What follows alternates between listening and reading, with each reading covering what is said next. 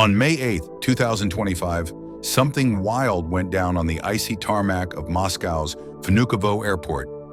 While the world had its eyes on Russia's Victory Day celebrations, the real fireworks came from a totally different kind of arrival. A Russian presidential jet, yes, the same kind reserved for Putin himself, touched down.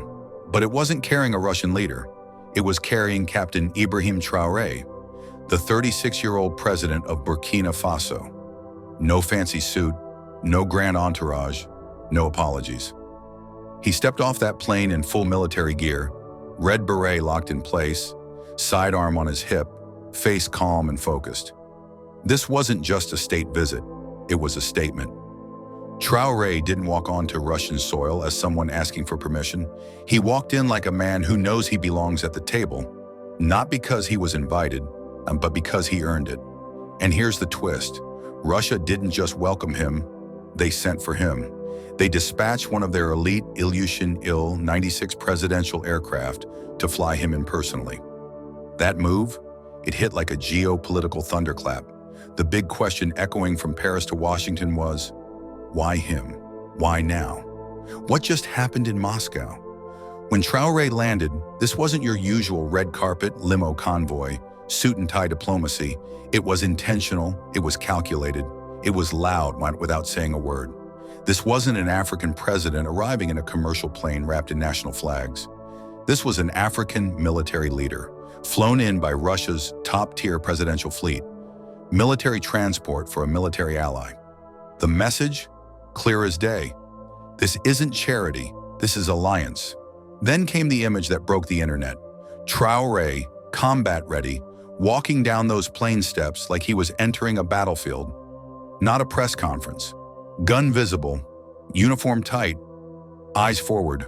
This wasn't some puppet ruler sent to beg for aid in a Western capital. This was a man who survived 18 coup attempts, led a country through chaos, and still stood firm.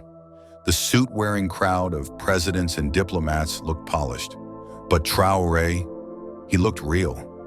Real like the people he represents. Real like the war zones he leads from. Real like the struggles Africa still faces. And when you looked at that uniform, those campaign ribbons, those patches, that history stitched into every thread, you weren't just seeing clothing, you were seeing a revolution worn on his back. Some critics were rattled by the gun at his side, but for millions watching across Africa, it wasn't violence, it was validation. It said, I didn't come from a parliament, I came from the front line, and I'm still standing. To the West, it was jarring, but to Russia, familiar. Moscow's playbook has always included strong leaders who challenge the global status quo, from Syria to Venezuela. And in Captain Traore, they didn't see a problem. They saw a prototype. But the real audience wasn't in Brussels or Washington.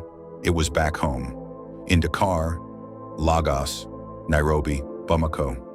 It was the young Africans tired of leaders who bow, tired of the performance, and here was a man who didn't perform. He arrived armed, unapologetic, and unafraid. He brought the revolution into the Kremlin and dared the world to call it diplomacy.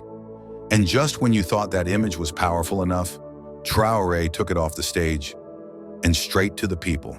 Stay tuned, because what happened next might just change Africa's place on the global chessboard for good. What happened next wasn't in the Kremlin's playbook. No protocol, no security script. While other presidents were locked behind velvet ropes and flanked by bodyguards, Captain Ibrahim Traore broke the mold. He stepped away from the polished lanes of power and walked straight into the crowd. No handlers, no fences. Just a man in military gear, moving through the heart of Moscow like he was walking through Ouagadougou. And then, something unexpected happened. Russian citizens, African migrants, foreign students, they didn't hesitate. They surged toward him. Taxi drivers leaned out their windows and honked. Young Africans shouted his name with pride. Elderly Russians, veterans of past wars, saluted him. Not because of cameras, not because anyone told them to, because they felt it. This wasn't staged. This wasn't PR. This was presence. In a city used to stiff photo ops and carefully managed speeches, Traore's raw authenticity cut through the cold. For ordinary Russians, he was a fresh kind of leader. For Africans living in Russia, often on the margins, it was validation. Their president had shown up, and Moscow noticed. On a day meant to celebrate Russian strength and Soviet nostalgia, it was the face of Africa that stole the spotlight. That's not just historic, that's a shift in the global vibe. And in that moment, with strangers reaching out to touch his uniform, not out of fandom, but respect, Traore didn't say a word. He didn't need to. His walk through the crowd spoke louder than any speech. It was quiet power, African dignity, unscripted, unfiltered, real. What began as a military maneuver on the tarmac was now something else entirely. Momentum. Global, people-powered momentum. And that energy didn't fade as night fell. Because a few hours later, those same boots that marched through dust in the Sahel walked across polished Kremlin marble. Inside a banquet hall lit by imperial chandeliers and wrapped in gold leaf grandeur, Traore stood shoulder to shoulder with the world's most powerful leaders, the kind of men who sign nuclear treaties and control global oil markets. And there he was, a soldier from Burkina Faso, used to dining with foot soldiers under tents in Dori, now raising a glass in the Kremlin. And when President Vladimir Putin lifted his drink and smiled warmly at Traore, it wasn't just a toast, it was a signal, a message to the world. This man isn't just a guest, he's a player. The Kremlin doesn't hand out seats at that table without meaning. Every spot is calculated, every placement speaks volumes. Traore's position told a new truth. Africa's resistance bloc isn't knocking at the door of global power anymore. It's pulling up a chair. From eating with farmers in the Sahel to dining under chandeliers in the Kremlin, this wasn't just a trip. It was a continental statement. For Burkina Faso, and for much of Africa, this was a shift. A diplomatic reawakening rooted not in obedience to old powers, but in sovereignty, pride, and earned respect. But even after the gold halls and champagne, the moment that would truly define Traore's visit was still waiting. And it had nothing to do with politics. It was something deeper, something human. And that part, we'll get into next. On the morning of May 9th, a day etched deep into Russia's national identity, Captain Ibrahim Traore stepped into a silence that echoed across Red Square. No speeches, no applause, just the cold breeze, the flutter of banners, and the heavy presence of history. One by one, world leaders approached the tomb of the unknown soldier, honoring those who died in the brutal fight against fascism during World War II. Cameras clicked, but no one spoke. This wasn't a place for words. It was a space for meaning. And for Traore, it meant everything. This wasn't just protocol, it was personal. As he laid the wreath, it wasn't just for Soviet soldiers. It was for the fallen Burkinabe who've died fighting insurgents, resisting foreign meddling, and defending their land from modern-day imperialism. To the world, it was a ceremonial bow. To Traore, it was a quiet declaration. Africa bleeds for freedom too. That moment, caught on film, was about recognition, not just of Russia's past sacrifices, but of Africa's ongoing struggle. He didn't come to Moscow to be a spectator. He came to say, Africa belongs on the world stage, not just as aid recipients or pawns, but as equals, as fighters, as builders of a new world order. But if the wreath was about the past, what came next was all about the future. As the clock struck noon, Red Square roared to life. Victory Day, Russia's biggest military spectacle, kicked off with full force. Tanks, missile systems, armored columns thundering past, Sukhoi jets slicing the sky, a massive show of muscle, reminding the world, Russia still commands attention. And right there, on the Kremlin's elite viewing platform, standing between Vladimir Putin and top Chinese officials, was a 36-year-old African president. No tux, no ceremonial bowing, just his Burkinabe military uniform, sharp, steady, defiant. While others gasped at the aerial displays, Traore didn't blink, hands clasped, eyes forward, unmoved by spectacle, because he is the spectacle. Russia wasn't hiding it. They placed him front and center for a reason. Africa is no longer neutral ground, and Burkina Faso, it's chosen a side and been welcomed to the table. From the state dinner to the parade grounds, Russia's message was loud and clear. Traore isn't here as a client. He's here as a partner, a co-architect of a new Eurasian-African alignment. But what happened the next day may have been even more powerful. Not militarily, but culturally. The scene shifted to Mendel University, one of Moscow's most prestigious campuses. This time, no tanks, no speeches, just music, dancing, and tradition. Traore didn't walk into a policy meeting, he walked into a celebration. African students, wrapped in the colors of Burkina Faso, danced in joy. Russian students sang, and then came the bread and salt ceremony, an old Slavic tradition reserved for only the most honored guests. It wasn't just symbolic, it was intimate. It said, "You're not just visiting, you're trusted." And when Traore accepted the bread, surrounded by students cheering from both continents, something incredible happened. Africa and Eurasia met, not just through politics, but through people. This wasn't PR, this was connection. For Russia, it was soft power at its finest, influence through respect, not pressure. For Traore, it was a promise. African students don't have to beg for education in France anymore. There's a new path now, one that doesn't demand their identity in return. Behind the music and smiles, serious talks were already happening.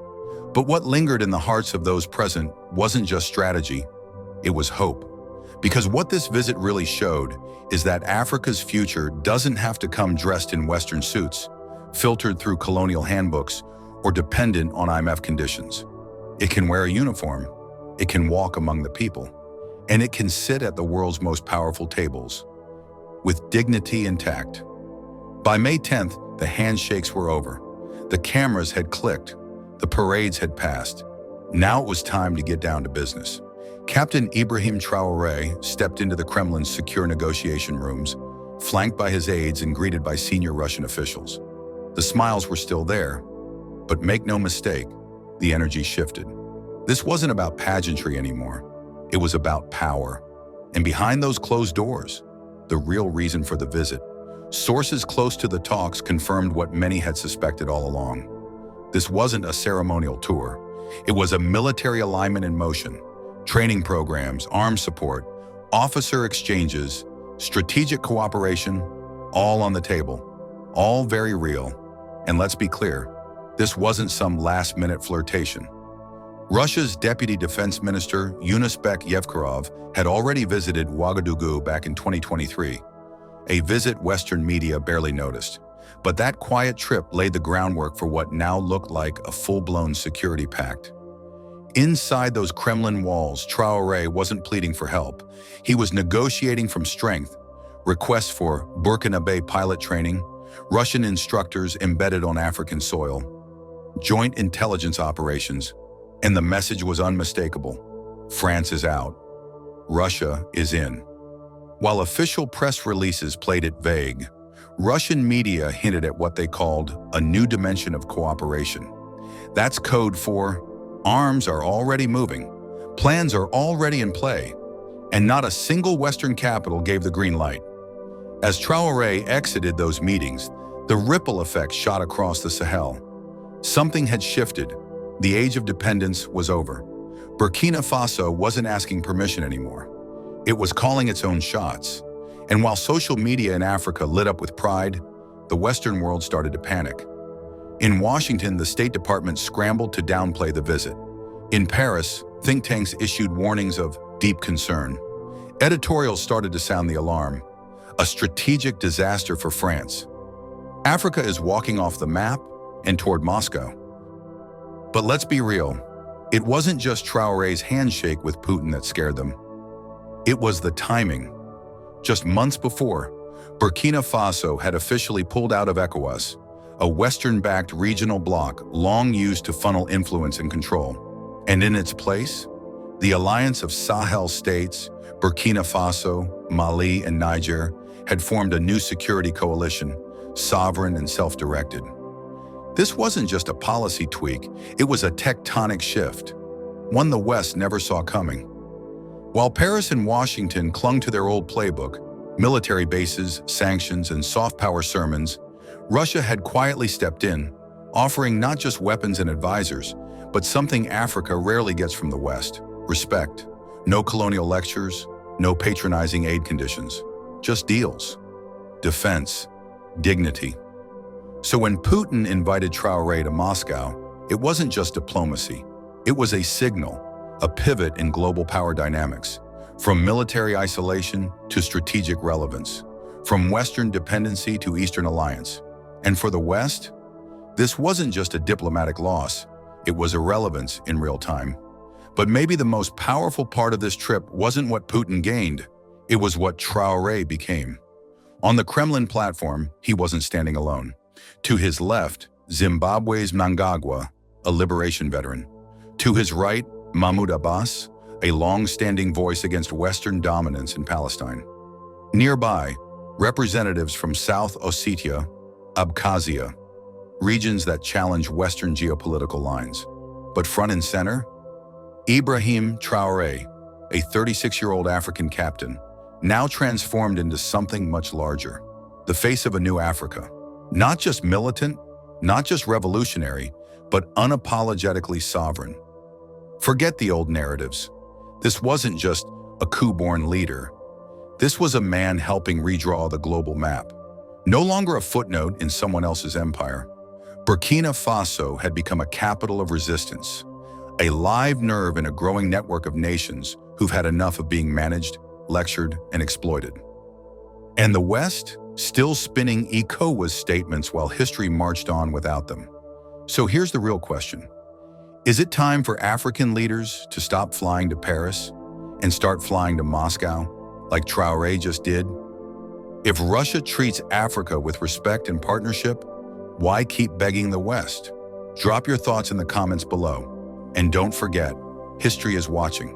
And if you want more videos like this, stories about African leaders who are breaking the mold and pushing the continent forward, hit that subscribe button and tap the bell icon so you don't miss a thing. Thanks for watching.